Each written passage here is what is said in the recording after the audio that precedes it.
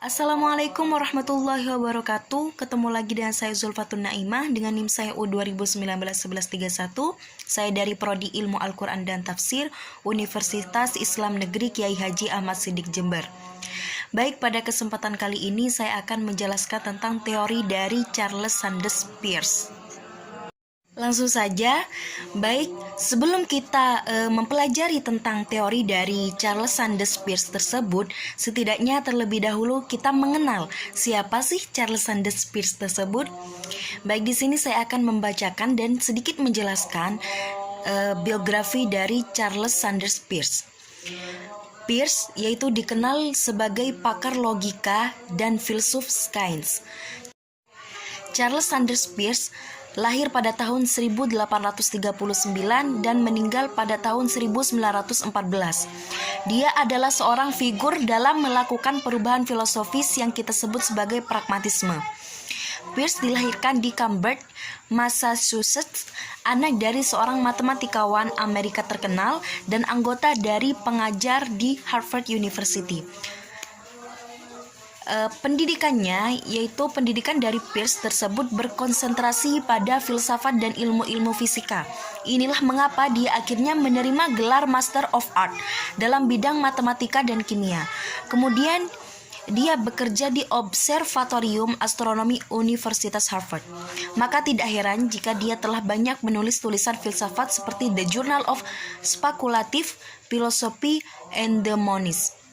Dan tulisannya yang paling penting adalah memberikan angin segar dalam metodologi filosofis yang dia sebut sebagai pragmatisme, yang mengedepankan proposisi yang bisa memberikan konsekuensi praktis untuk kehidupan, dan menilai bahwa pragmatisme sebagai metode klarifikasi konsepsi yang mana bidikan Peirce adalah meaning, yang diharapkan bisa memberikan gagasan terbaik yang bersifat eksperimental.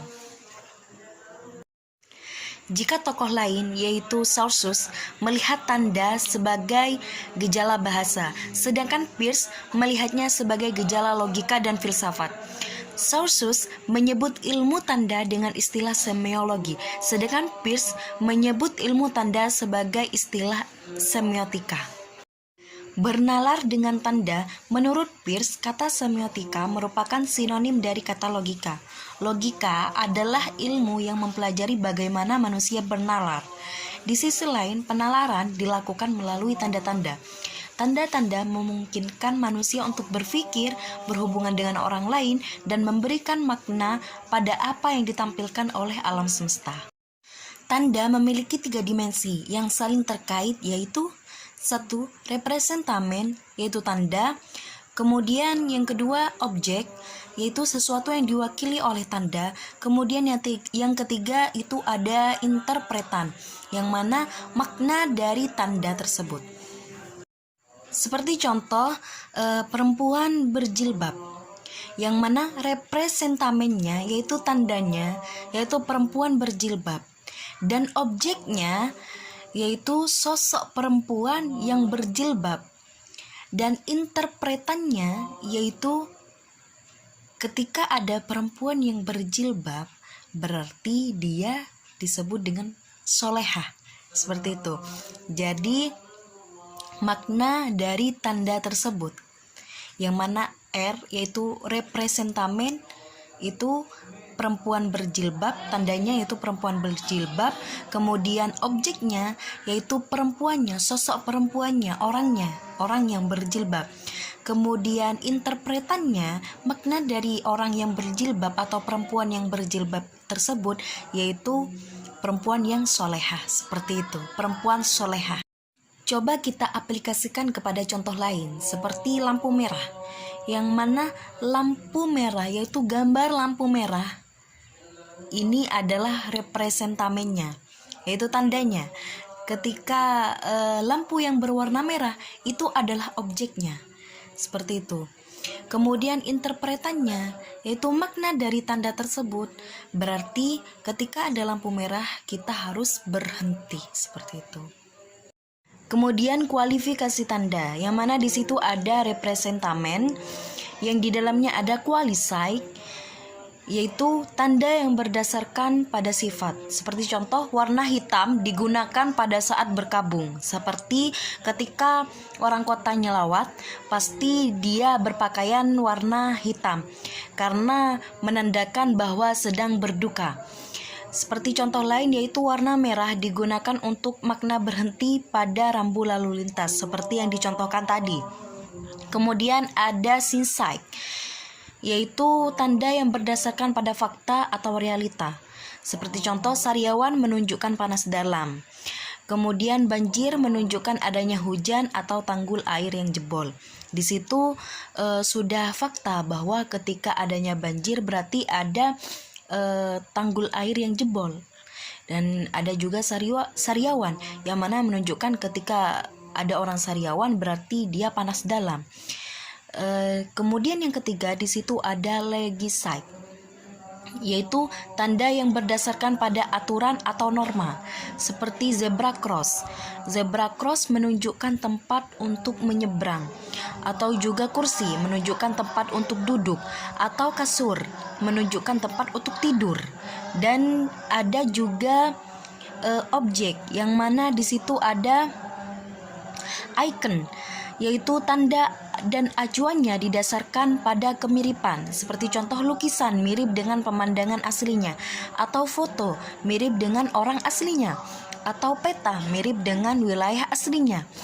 Dan di situ ada juga indeks, yaitu tanda dan acuannya didasarkan pada kedekatan eksistensial.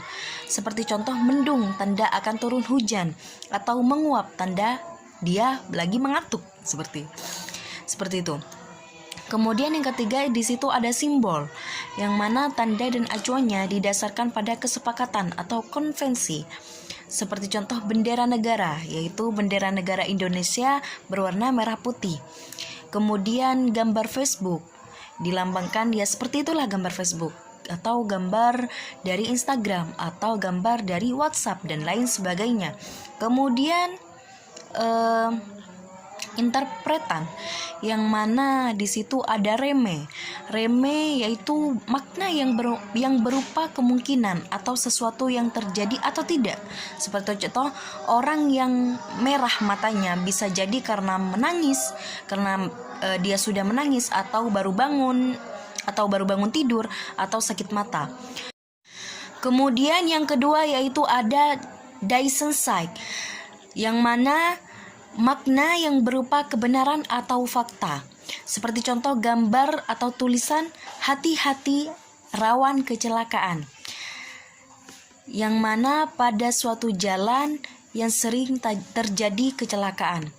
Kemudian yang ketiga ada argumen, yaitu makna yang berlaku umum dan tanda yang menunjukkan adanya alasan di balik suatu tanda itu.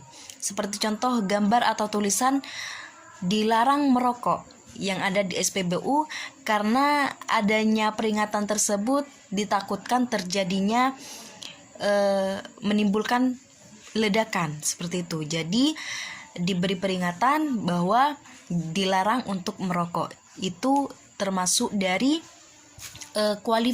kualifikasi tanda dari teori Charles Peirce, seperti itu. Baik teman-teman, itu tadi penjelasan dari saya. Apabila ada kesalahan atau kekurangan, saya mohon maaf yang sebesar-besarnya karena di sini saya masih belajar.